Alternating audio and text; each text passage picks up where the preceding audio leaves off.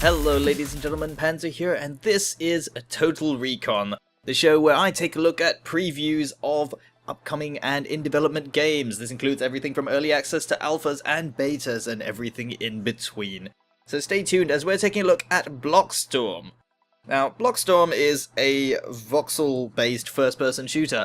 At first glance, it'll be pretty similar to Minecraft, in fact. You know, you're looking at the graphics, of course. It is going to evoke images of Minecraft, simply because, well, it's a voxel-based engine. But where it differs is the actual gameplay. This isn't a survival game, nor is it a building and creative game in any stretch of the imagination. However, it does retain some features that you might have seen from Minecraft. What we're looking at, though, is a game that has very basic first-person shooter mechanics. In fact, you have an array of guns and equipment to choose from, and well, it's everything you could possibly expect from something that's very basic. However, the emphasis of the game appears to be more on the creative aspect rather than the actual shooting mechanics. There are a few game modes that are already included, things like free-for-all deathmatch, team deathmatch, and of course an assault and defend, or base defense mode, as you might call it, all of which allow you to do many things. Now, where this game becomes very similar to Minecraft is the actual building aspect. Now, every player has the option of using blocks as part of their arsenal. So you have approximately 20 blocks that you can use to build and do whatever you want with. So in modes such as assault and defense, you might see this being quite the advantage because you can actually wall off the objective and use that as a form of cover or a means of defending the objective. In other modes, of course, you can use that to in any way to access otherwise inaccessible areas, or you can just use it as simple cover. And being able to build up to different places offers many more tactical opportunities, especially when you add into the fact that you have destructible environments. Now, using things such as grenades, sticky explosives, or even just the normal guns themselves, you can actually damage the environment around you. So, for example, if you need to break into an objective or there's a room full of enemies, simply put a plastic explosive on the wall and you can blast your way in. However, if you do run out of explosives or you didn't pick up any at the beginning of the game to begin with, then you might just find yourself digging. Now, this is an option, of course, available at any time, and you can find yourself tunneling your way underneath unsuspecting enemies and giving yourself a serious tactical advantage. However, the creativity aspect of the game goes even further than that.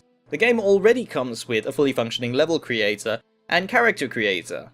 Now, the level creator does have limited content at the moment, however, it is able to quickly generate maps based on preset parameters.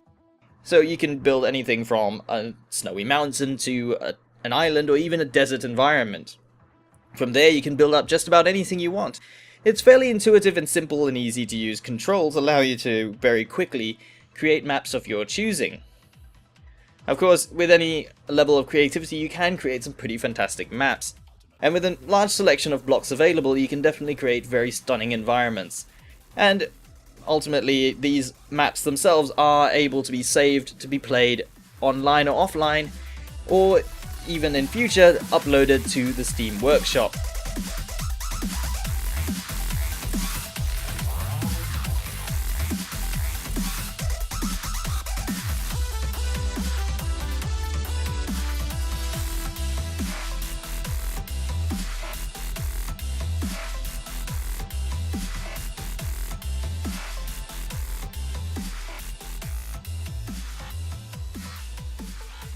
The character creator itself allows you to create a custom skin which you can use online. Now, of course, all these skins are not just client-side, but these are server-side as well, so you are able to see custom skins that other players are using, as well as have your skin shown off to other players as well. Now, of course, with Steam Workshop integration, you can see a lot of custom skins making their way to other players as well. In the meantime, there's already an array of skins available in the game for you to choose from, and you can edit these as you so choose to make your own skins, and definitely have a lot of fun with creating custom skins. Of course, this does open the floodgates to a lot of abuse, and definitely lewd skins are not beyond most people's imaginations. Thankfully, though, there is an option to disable custom skins and limit players to only using the in-game ones, of which there are plenty.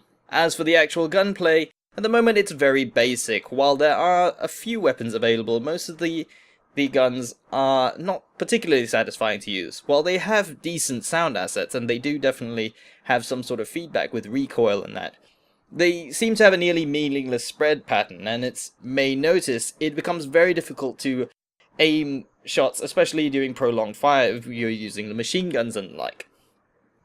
With weapons such as the rifle, a single shot, of course, most of these weapons are basically hit scan to a certain degree, or at least the bullets are moving very, very quickly, so leading the target may not always be necessary. Especially with weapons such as the sniper rifle, you might find yourself doing one-hit kills pretty often, so weapons themselves are not particularly balanced just yet. However, this is very, very early stages. All in all, Blockstorm does have a lot of potential. With Steam Workshop support in future, you may see a lot of custom content being created by players and uploaded for others to use. As for gameplay-wise, it is decently fun. It's good for at least a couple of hours of gameplay amongst friends, and definitely it can see a lot of improvements in future. The build used in this game was the 0.97 update. As with all games that are featured on Total Recon, we will be providing update videos as major content updates are released. So stay tuned for those. My name has been Panzer, and I'll see you next time. Ultimate.